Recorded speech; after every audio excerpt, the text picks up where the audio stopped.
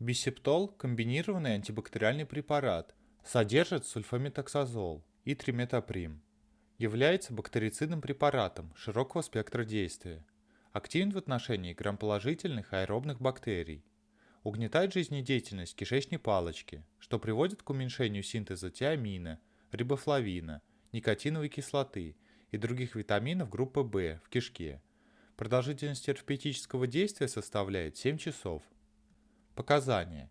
Препарат применяется для лечения инфекционно-воспалительных заболеваний, вызванных чувствительными к препарату микроорганизмами, инфекций дыхательных путей, в том числе бронхит, пневмония, абсцесс легкого, отит, синусит, инфекции мочеполовой системы, в том числе пиелонефрит, уретрит, сальпингит, простатит.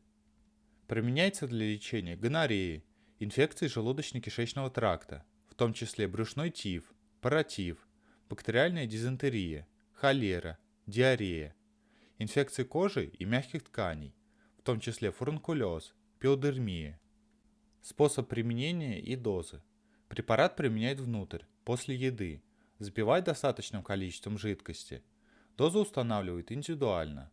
Детям в возрасте от 3 до 5 лет препарат назначают по 240 мг, 2 таблетки по 120 мг, 2 раза в сутки. Детям в возрасте от 6 до 12 лет по 480 мг, 4 таблетки по 120 мг или 1 таблетка по 480 мг, 2 раза в сутки. При пневмонии препарат назначают из расчета 100 мг сульфаметоксазола на 1 кг массы тела в сутки. Интервал между приемами 6 часов. Продолжительность приема 14 дней. При гонорее доза препарата составляет 2 грамма. В пересчете на сульфаметоксазол 2 раза в сутки. С интервалом между приемами 12 часов. Взрослым и детям старше 12 лет препарат назначает по 960 мг 2 раза в сутки. При длительной терапии по 480 мг 2 раза в сутки. Продолжительность курса лечения от 5 до 14 дней. При тяжелом течении заболевания или при хронических инфекциях возможно увеличение разовой дозы на 30-50%.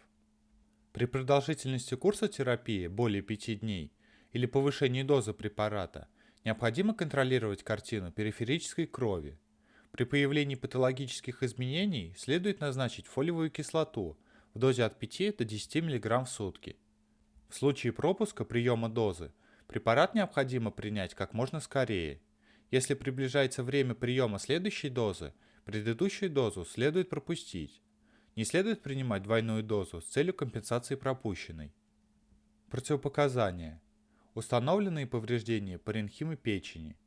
Выраженные нарушения функции почек при отсутствии возможности контроля концентрации препарата в плазме крови. Почечная недостаточность тяжелой степени. Тяжелые заболевания крови. Апластическая анемия. Агранулоцитоз. Лейкопения. Мегалобластная анемия. Анемия связана с дефицитом фолиевой кислоты. Гипербилирубинемия у детей. Беременность. Лактация. Детский возраст до 3 лет для данной лекарственной формы. Повышенная чувствительность к компонентам препарата. Повышенная чувствительность к сульфаниламидам. С осторожностью назначать препарат при дефиците фолиевой кислоты в организме, бронхиальной астме, заболеваниях щитовидной железы. Применение при беременности и кормлении грудью. Бисептол противопоказан к применению при беременности и в период лактации, грудного вскармливания. Особые указания. С осторожностью назначать препарат при дефиците фолиевой кислоты в организме, бронхиальной астме, заболеваниях щитовидной железы, отягощенном аллергологическом анамнезе. Не рекомендуется применять препарат при тонзиллитах и фарингитах, вызванных гемолитическим стрептококком группы А, из-за широко распространенной резистентности штампов. При длительных, более месяца, курса лечения необходимы регулярные анализы крови, поскольку существует вероятность возникновения гемолитических изменений, чаще всего асимптоматических. Эти изменения могут быть обратимы при назначении фолиевой кислоты 3-6 мг в сутки, что существенно не нарушает противомикробной активности препарата.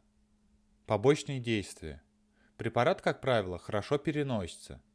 Со стороны нервной системы возможны головная боль, головокружение, В отдельных случаях асептический менингит, депрессия, апатия, тремор, периферические невриты. Со стороны дыхательной системы бронхоспазм, удушье, кашель, легочные инфильтраты. Со стороны пищеварительной системы тошнота, рвота, снижение аппетита, диарея, гастрит, боль в животе, гласит, стоматит, холестаз, повышение активности печеночных трансаминаз, гепатит, иногда с холестатической желтухой, гепатонекроз, псевдомембранозный энтероколит, панкреатит. Со стороны системы кроветворения лейкопения, нейтропения, тромбоцитопения, агранулоцитоз, мегалобластная анемия, апластическая и гемолитическая анемия, эозинофилия, гипопротромбинемия. Со стороны мочевыделительной системы полиурия, интерстициальный нефрит, нарушение функции почек, кристаллурия, гематурия, повышение концентрации мочевины, гиперкреатинемия, токсическая нефропатия с олигурией и анурией. Со стороны костно-мышечной системы артралгия, миалгия, возможны аллергические реакции, зуд, фотосенсибилизация, крапивница, лекарственная лихорадка, сыпь, многофорная эксудативная эритема, в том числе синдром Стивенса-Джонсона, токсический эпидермальный некролиз, синдром Лайелла, эксфолиативный дерматит, аллергический миокардит, повышение температуры тела, ангионевротический отек, гиперемия и склер. Условия хранения и срок годности. Препарат следует хранить в недоступном для детей месте, при температуре не выше 25 градусов. Срок годности 5 лет.